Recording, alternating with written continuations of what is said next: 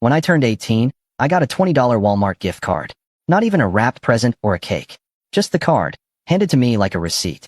My name's Aiden, I'm 27 now, and I still remember how my mom didn't even make eye contact when she gave it to me. My dad was watching a football game on the couch and muttered something like, "Happy birthday, champ," without even looking up. Meanwhile, my younger brother Nathan, who was turning 18 the following year, had already been hinting about his dream car for months, a brand new BMW coupe. He used to scroll through car listings at the dinner table like he was window shopping a life I wasn't allowed to have. I never said anything. Not when I opened that tiny envelope on my birthday and saw the $20 card like some consolation prize. Not when I overheard Mom talking to Aunt Denise about how they were saving for something special for Nathan. Not even when I saw my brother grinning like a movie star the day my parents surprised him with that gleaming new BMW parked in the driveway, complete with a giant red bow, like in those commercials nobody actually believes are real. Except it was real. And it was right there. And I was standing in the front yard with them, like a background extra in someone else's movie. I just smiled, said nothing, and went inside. Growing up, favoritism in our house wasn't a secret. It was practically a family tradition. Nathan was the golden boy. He was the miracle baby, after my mom had a miscarriage between us. I heard that phrase more times than I can count. You're lucky to have a brother at all, Aiden. He's our little miracle. What that meant in practice was that Nathan never got grounded, always had the newest gadgets, and somehow escaped every consequence. When he got caught vaping in the school bathroom, boys will be boys. When I got a B+ in math, why aren't you trying harder like Nathan? So I stopped trying. Not with school. I still did well enough to get into a decent college with scholarships, but I stopped trying with them. With family dinners, conversations, holidays. I played my role as the quiet, responsible one. The one who didn't need anything. The one who could handle being forgotten. When Nathan turned 18, the BMW wasn't just a car. It was a ceremony. My mom was crying when they handed him the keys. My dad was patting him on the back like he'd just returned from war. And Nathan? He acted like it was the bare minimum. He said, and I swear I will never forget this, "Finally. Took you guys long enough." They all laughed. I stood in the doorway, half in, half out, like a ghost in my own house. After that, I kept my distance. I focused on school, worked part-time jobs, saved money. I didn't visit much during college, except when I absolutely had to. Every time I came home for a holiday, Nathan had something new. New speakers, new rims, a custom license plate that said N8 Fee Great. He became the kind of guy who posted mirror selfies with his car in the background like it was a trophy. Meanwhile, I was budgeting ramen packets and worrying if I could afford textbooks. And still, I said nothing. It wasn't bitterness. Not exactly. It was more like numbness. You ever get so used to being overlooked that you start to disappear, even to yourself? That's where I lived, just out of frame, watching life happen around me like I didn't have a script. But then something changed. I graduated. Got a job in software engineering, not flashy, but stable. I moved out, rented a small apartment, and started building a life. Quietly. No help. No handouts. Just slow, steady progress. Nathan, on the other hand, didn't go to college. He started community college for a semester, dropped out, and bounced between part-time jobs and pyramid scheme ventures. He always had some business idea or new hustle. None of them stuck. But that car stuck around. He treated it like his firstborn. Always detailing it, upgrading it, posting about it. But he drove it like a maniac. Speeding tickets, parking tickets, dented bumpers. Every few months there was a new story about how someone else messed up his car. I kept my mouth shut, even when my parents complained about how expensive his insurance was getting. They always bailed him out. He's still young, they said. He'll grow out of it. Then came the crash. It was 5 years after he got the car. I was 23, living in my second apartment, working my second job, doing pretty well for myself. I hadn't been home in a while. Then I got a text from my mom. Just a photo of Nathan's BMW. Or what was left of it. Crumpled. Airbags out. Windshield shattered. Apparently, he'd been racing someone at night on a back road. Lost control. Hit a tree. Miraculously, he wasn't seriously injured. Just some bruised ribs and a broken wrist. But the car was totaled. Insurance barely covered anything because of his history. My parents were frantic. "We're just grateful he's okay," they kept saying. I didn't respond. Then, a week later, Nathan called me. First time in ages. He didn't start with hello. He didn't ask how I was doing. He just said, "I need a huge favor." I knew what was coming before he said it. His credit was trashed. Too many missed payments, too many overdrafts, maxed out credit cards. He'd been trying to get approved for a new car loan, but no one would touch him without a cosigner. And our parents had already hit their limit after bailing him out so many times. He was desperate. "You've got good credit, right? You've got a good job. Come on, man, it's just a formality. I'll make all the payments." I swear. There was a long pause on my end. And that's when I smiled. Not out of joy. Not out of spite, either. But something cold and clear settled in my chest. Like the final piece of a puzzle clicking into place. I remembered my 18th birthday. I remembered the $20 card. I remembered every quiet moment I swallowed instead of speaking up. And I said, "Why don't you buy it with a gift card?" He laughed at first, like it was a joke. Then I hung up. That's when all hell broke loose. I expected the fallout to be bad, but not this bad. Within hours of hanging up on Nathan, my phone started lighting up like a Christmas tree. Missed calls, voicemails, texts that went from pleading to guilt-tripping to outright threats of being cut off from the family. My mom left me a long voice message, voice trembling like she was on the verge of tears. "Aiden, honey, I know things weren't always equal, but Nathan's in a really tough spot right now. He's your brother. Family means helping each other when it counts. I'm begging you to reconsider." My dad didn't bother with emotional manipulation. He went straight for the cold, hard guilt. "You wouldn't even be in your position if it weren't for the values we taught you. Nathan just needs a little help to get back on his feet. Are you really going to let your own brother flounder like this over some ancient grudge?" Ancient grudge. That line stuck with me. It wasn't about the car, or the gift card, or even the years of being the family afterthought. It was the fact that when I finally stood up for myself, just once, they acted like I was the villain. Like I had some moral obligation to keep propping up the same guy who'd been handed everything I never got, only to crash and burn every opportunity. I didn't reply, so they came to me. 2 days later, I was eating lunch on my apartment balcony when I heard the knock. I had a bad feeling before I even opened the door. Sure enough, it was my parents. My mom had that look she always wore when she wanted something. Part guilt, part martyrdom. My dad had his arms crossed like he was here on official business. They didn't ask if they could come in. They just did. "We need to talk," Mom said, already scanning my apartment like she was evaluating it for judgment. "You've really got a nice place," Dad muttered, almost like an accusation. I leaned against the kitchen counter, arms folded. "So talk." Mom went first, of course. She always did when they needed something. "Sweetheart, we know Nathan's made mistakes. But he's your brother. And he's scared. He needs a car to get to work." "What work?" I interrupted. "Last I heard, he quit his job at the car wash because his crypto startup was taking off." Her smile faltered. "Well, yes, but he's applying around. He's really turning over a new leaf. This accident was a wake-up call. He's serious now. He even said he wants to pay you back with interest." I stared at them. "Why not co-sign for him yourselves?" Dad's jaw tightened. "We already tried. Our credit's tied up. We've done everything we could." "No," I said. "You've done everything for him. Not for me." Mom blinked fast. "Aiden, that's not fair, isn't it?" Let me rewind for a second, because this moment didn't just come out of nowhere. It had been building for years. And the deeper I dug into my own memories after they left that day, the more I realized just how much I had buried to keep the peace. I was 10 when Nathan flushed my science project down the toilet because he needed the table space. I was the one who got grounded for yelling at him. I was 13 when he convinced our parents that I stole $50 from Dad's wallet, which I didn't, but they believed him anyway. I was 16 when I got my first job at a grocery store to save for college. Nathan got a PlayStation 5 the following Christmas, because it wasn't fair that Aiden had his own money and Nathan didn't. When I got into college, my parents clapped politely. When Nathan announced he was dropping out of community college to pursue music, they threw him a party with a follow your dreams cake. Every step of my life felt like walking uphill while he had a personal escalator. And now here they were, standing in my apartment, acting like I was the one who needed to make amends. "Aiden," my mom said gently, "you know we love you just as much. You've always been the strong one. We didn't worry about you because you were so independent." "That's not love," I said. "That's neglect." That hit her like a slap.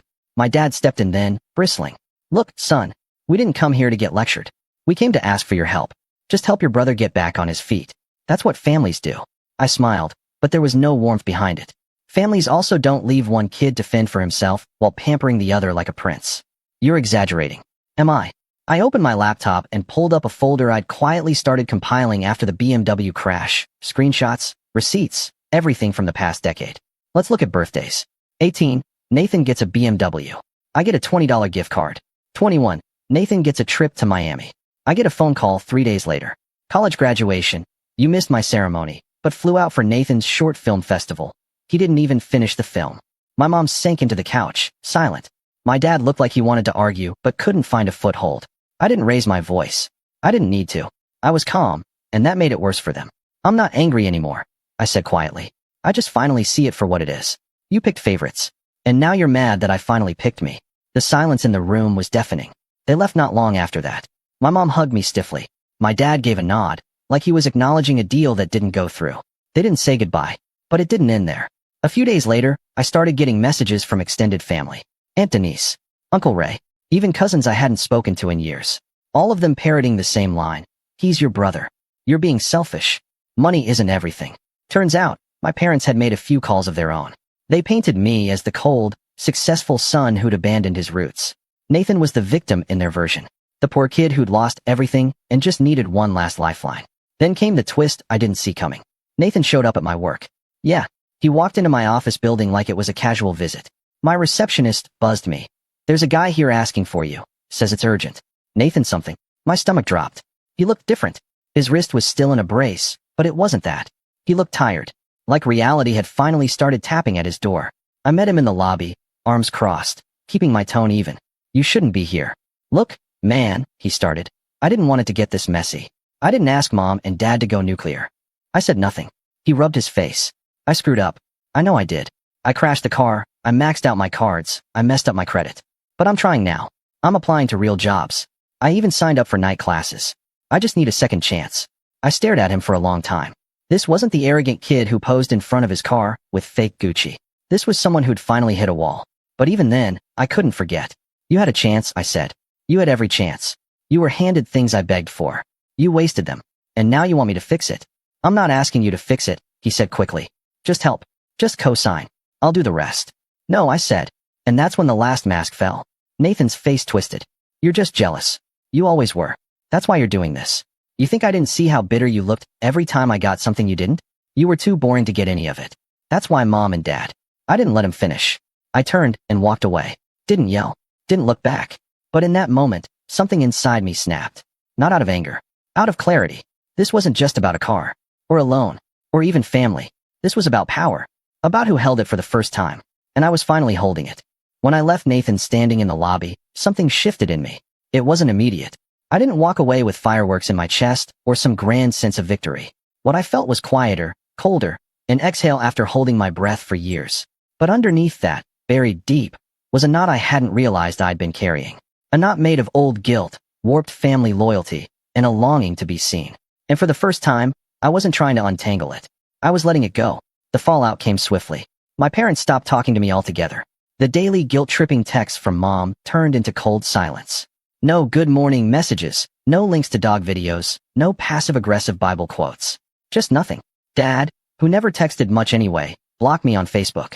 I only found out because a mutual friend mentioned that he'd been posting updates about letting go of negative people and choosing family who chooses you back. My name wasn't mentioned, but it didn't have to be. At first, I told myself I was fine with it. That this distance was healthy. That I was protecting myself. And in some ways I was. But the silence wasn't peaceful. It was heavy. Especially at night. I'd come home from work to my little apartment, quiet, dim, clean, and feel like I'd won a prize no one remembered awarding. I had the job, the stability, the life they said I'd never need help with. And I was alone. I'd scroll through old photos on my phone sometimes, ones I'd taken without thinking. Nathan sticking his tongue out in front of the Christmas tree.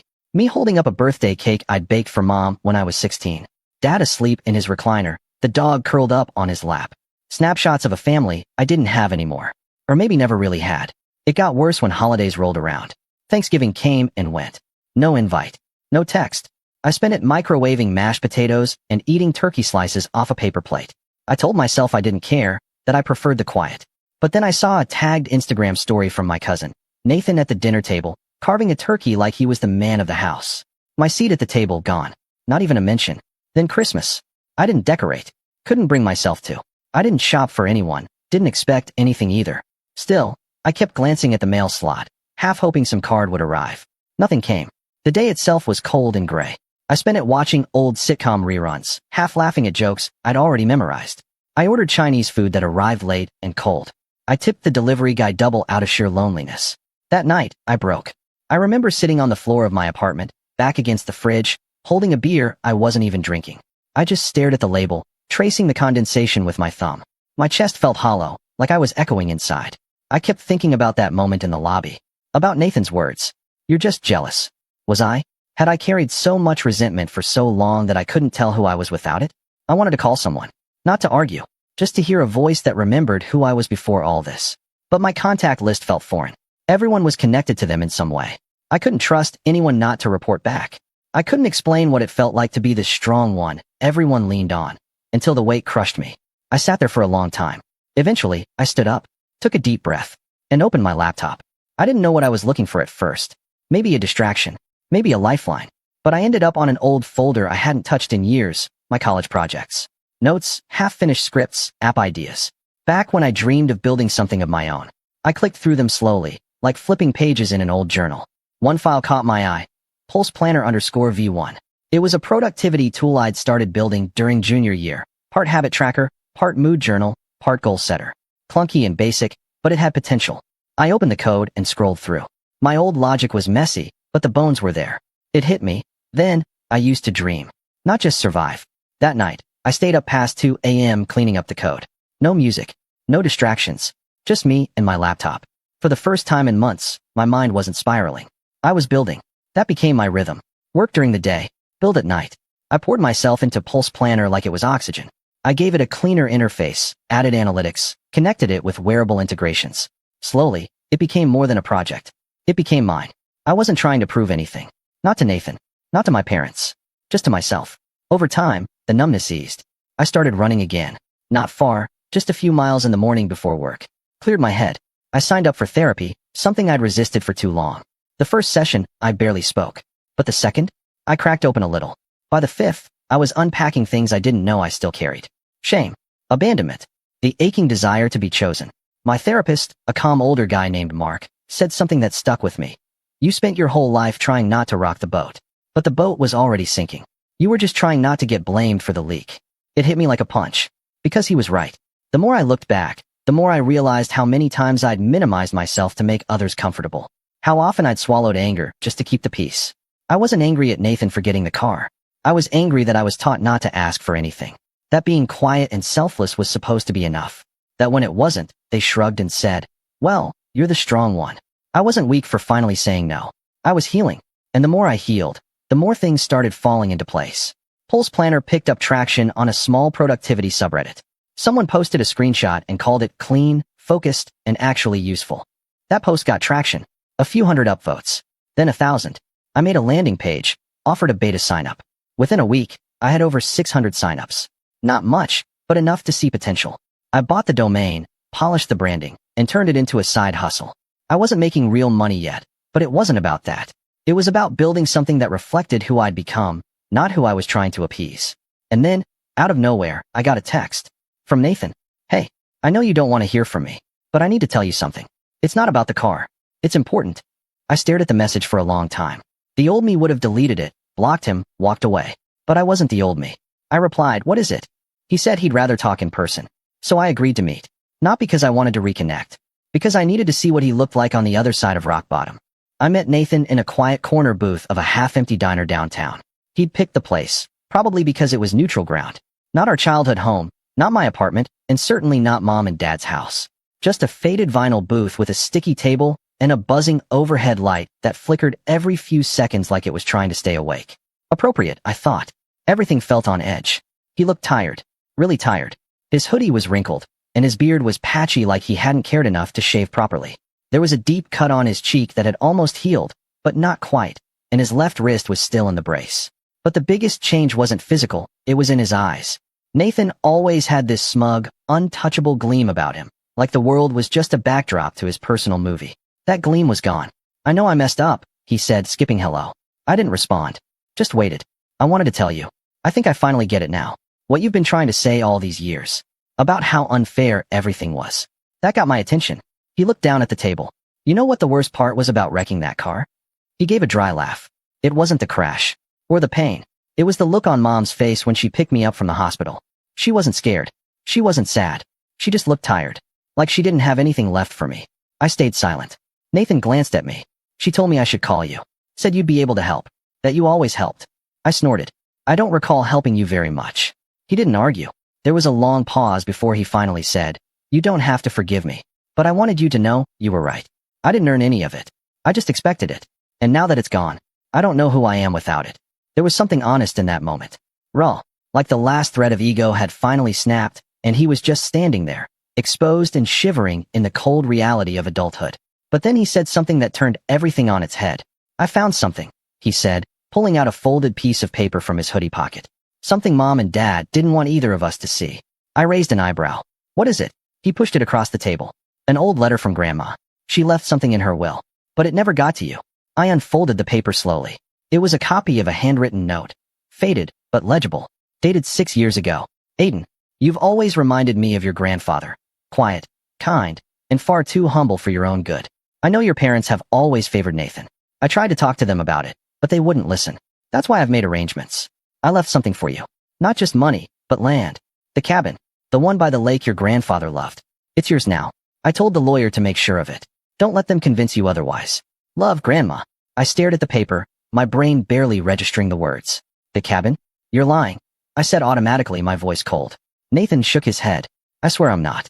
I found this in a box of Mom's old papers when I was staying at the house. I think they hid it from you. I don't know if they ever told the lawyer you were supposed to inherit anything. The gears started turning in my head. I hadn't been at the reading of Grandma's will. I'd been away at college and only got a call afterward. Mom telling me that everything was split evenly, but most of it had gone to funeral expenses and helping Nathan get settled. I didn't question it. I was used to scraps. But now there was this. The cabin by the lake wasn't just sentimental. It was valuable. A real estate gem. The kind of place that people rented for premium weekend getaways. My grandfather had built it himself back in the 70s and maintained it meticulously. When I was a kid, it was the one place I ever felt close to him. We'd fish off the dock, chop wood, play cards by the fireplace. He once told me that place would be mine someday, and now I knew he meant it. I looked back at Nathan. Why are you telling me this? He hesitated. Because I wanted to make it right. And maybe because I hoped you'd use it better than they did. I know they tried to sell it. I heard them talking about it last year, but I think the paperwork was never fully in their name. If you go to the county office. I didn't let him finish. Because in that moment, I wasn't sitting in a diner with my brother anymore. I was sitting at the threshold of something big. Something just. And for the first time, I wasn't reacting, I was planning. The next morning, I called in sick.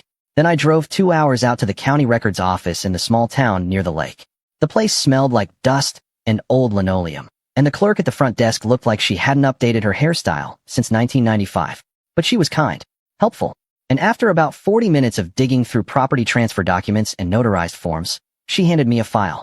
The cabin was never transferred to my parents' name. It was still in my grandmother's. And in her will, attached, sealed, and signed, it clearly stated that the property was to be left to me. Not to be sold. Not to be split. Solely and entirely to me. It should have passed into my name automatically, but only if the family submitted the final documentation. Which, of course, they never did. They'd buried it. And now I had the proof. By law, all I had to do was file the claim with the probate court, along with the letter and a petition to reopen the estate for property transfer. It would take a few weeks. Maybe longer. But it would work. And when it did, that cabin wouldn't just be a quiet piece of family memory. It would be leverage. Because if they tried to sell it again, or claimed I was stealing, I'd have the original will and the county's record on my side. Ironclad. But I wasn't done. Not by a long shot. The next few weeks were a blur of preparation. I filed the court documents, hired a lawyer, a no-nonsense woman named Lila who didn't flinch when I said, "They've been hiding this from me for 6 years," and started planning my next move. I didn't tell Nathan what I was doing. I didn't tell anyone. Instead, I started looking deeper. Into my parents' finances. Into Nathan's bankruptcy filings. Into the tangled mess of personal loans and co-signed credit cards I had never been involved in, but which my name had mysteriously popped up on once or twice, years ago. And the more I found, the angrier I got. Turns out, when I was 19, my parents used my social security number to apply for a store credit card in my name. They never spent much, just a couple $100s, but it was fraud. And it had quietly dinged my credit until I noticed and fixed it. I'd assumed it was a clerical error back then. Now I knew better. They hadn't just favored Nathan. They'd used me. Quietly. Safely. Because I never made noise. That was about to change. The final piece came together when I reached out to a local real estate developer who'd been eyeing the lakefront area. A polite man in his 40s with a clean-cut smile and a firm handshake. When I told him who I was, and that I'd soon hold full ownership of one of the last untouched properties on the lake, he lit up like a kid on Christmas morning. "I'm not looking to sell," I said. He raised an eyebrow. "Then why are you here?" "Because I want you to make an offer. On paper. A public one." He frowned, confused. "I'm not going to accept it. But I want to document it. Something my parents can see and panic over." His eyes sparkled with sudden understanding. I get it. You want them to think you're going to sell it out from under them." "Exactly." He grinned. "Revenge." I smiled back. "Justice." And just like that, the offer was drawn up. A formal, public bid filed through the county, tied to a developer's interest in turning the cabin into a historical lodge or boutique Airbnb. It wasn't binding, but it was real enough to get noticed. I made sure of it, because I knew the moment it hit the county bulletin board, my parents would find out, and they'd realize just how much they'd underestimated the quiet son, the one who didn't say anything. Until now. But I wasn't done yet. I didn't have to wait long for the fireworks. Exactly 9 days after the real estate developer posted the public offer for the cabin on the county board, just as I planned, I got a call from a number I hadn't saved. I let it go to voicemail. Then another. And another. For missed calls in one morning. All from Mom. Finally, my phone buzzed with a message. What are you doing? Call me right now. Do not sell that property. The satisfying part wasn't the all caps yelling. It was the fact that for once, they were scrambling, not me. I let the messages pile up. They came in waves. First panic, then guilt, then threats. My dad even tried the old, "You're making a huge mistake, son" routine. But the best one? The voicemail where he said, that cabin was meant for family, not profit. As if I was the one who buried a handwritten letter from Grandma for 6 years. As if they hadn't tried to quietly sell the place behind my back just last year. When I didn't respond, they upped the pressure. Uncle Ray called me next. Said he was concerned about the family falling apart.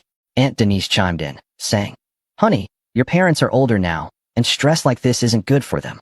One cousin even offered to mediate a family discussion like I was a misbehaving tenant and not the legal owner of a property my grandparents left to me. But I didn't budge. Then came the final play. Nathan. He showed up at my apartment again. I didn't let him inside this time. We talked at the door. He looked more put together than last time. Clean clothes, a decent haircut, less of that sunken desperation in his face. I told them the truth, he said quietly. That you found the letter. That you're the legal heir. They're freaking out. I know, I said. That was the point. He gave a small, bitter laugh. They're saying they'll contest it. That Grandma was confused. That you forged something. I didn't, I said simply. And if they try, I've got the lawyer, the original will, the county office records, and Grandma's lawyer's signature confirming everything. Let them burn money on a losing battle. Nathan looked at me for a long moment. You're really going to go through with it? I leaned against the doorframe. No, I'm not going to sell the cabin. I'm just going to renovate it. Turn it into a retreat. Maybe something for local writers or veterans. Something good. Something she would have wanted. He blinked. You're serious? I didn't do all this for revenge, I said. That was just the bonus. The renovations began 3 weeks later. It was a small cabin, but sturdy. Weathered wood, a big stone fireplace, 2 bedrooms, a creaky dock overlooking the lake. The water was still as glass in the early mornings. The kind of place where the world slowed down. I hired a local crew, paid them well, and gave them a timeline. As word got out that I was reviving the old cabin, I started getting emails and letters from people in the town, friends of my grandparents, former fishing buddies of my grandfather, even a librarian who remembered my grandma coming in every Wednesday to check out mystery novels. They all shared stories. Stories I had never heard because I'd never been included in those parts of our family's history. And suddenly, I realized something. This place had been mine long before I owned it on paper. I just never knew it. My parents, meanwhile, had no idea how to handle the shift in power. When they realized I wasn't going to sell the cabin, but was instead keeping it, and not for profit, but for legacy, they didn't know how to react. There were no more threats. No more calls. Just silence. At first, I thought they were regrouping, planning some legal maneuver. But nothing came. A few weeks later, I got a single email from my mom. I hope you know what you're doing. This family is broken because of your choices. I read it once, then deleted it. Because the truth was, the family hadn't broken when I stood up for myself. It broke a long time ago, when they decided I was the background character in Nathan's story. I was just finally rewriting the script. The cabin opened 6 months later. I called it Stillwater House. Quiet name. Fitting. I didn't invite my parents to the opening. I didn't announce it on social media. I just sent a private email to the dozen or so people who had written me letters during the renovation, locals, veterans, old friends of the family. I let them know the cabin was open. Free of charge for weekend stays for anyone who needed a break from life. No ads. No profit. Word spread slowly, quietly. Exactly how I wanted it. Nathan came by once, unannounced. This time, I let him in. We sat by the fireplace, drinking coffee in the silence. After a long while, he said, "You didn't have to go this far." I didn't, I agreed. But it's the only reason anyone paid attention. He looked around the cabin. They still talk about selling it. You know that, right? Dad says you'll get bored and cave eventually. I won't. He nodded, then looked at me. Do you hate me? I thought about that. No, I said finally. I don't hate you. I just don't trust you. And I'm not responsible for fixing who you became. That hurt him. I could see it. But it was the truth. We talked a little longer. About life. About therapy. About how he was trying to build something of his own now. It wasn't much, but I wished him well. Then he left, and I never saw him again. 3 years have passed since then. Stillwater House has quietly become a little haven. People come and go. Some leave notes. Some leave nothing. But the silence here? It's different. It's peaceful. Not like the silence I used to know. As for my parents, I haven't spoken to them since that last email. They tried sending a Christmas card once. I sent it back, unopened. It's not that I'm bitter. It's that I've learned what it costs to keep letting people take from you just because they share your blood. And I'm done paying that price. The revenge wasn't loud. It wasn't dramatic. It was measured, thoughtful, controlled. And it ended not with fire, but with peace. Because sometimes the best revenge isn't destruction. It's becoming untouchable. And I am. Now, they can't ignore me. They can't use me. And they can't rewrite the story, because I own the last page.